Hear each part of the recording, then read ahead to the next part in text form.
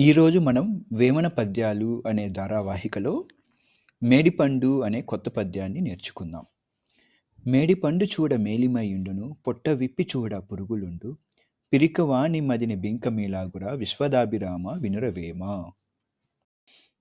ఇప్పుడు ఈ పద్యం యొక్క భావం తెలుసుకుందాం. మేడిపండు పైకి చూడటానికి చాలా అందంగా నిగనిగలాడుతూ కనిపిస్తుంది. కానీ దానిని కోసి లోపల చూస్తే పురుగులు ఉంటాయి. అలాగే పిరికివాడు బయటికి ఎన్ని గంభీరమైన మాటలు చెప్పినా, ఎన్ని బెంకాలు పలికినా అతని మనసులో మాత్రం భయం నిండి ఉంటుంది. పై రూపాన్ని చూసి ఎప్పుడూ మోసపోకూడదనేదే ఈ పద్యం ఇచ్చే సందేశం.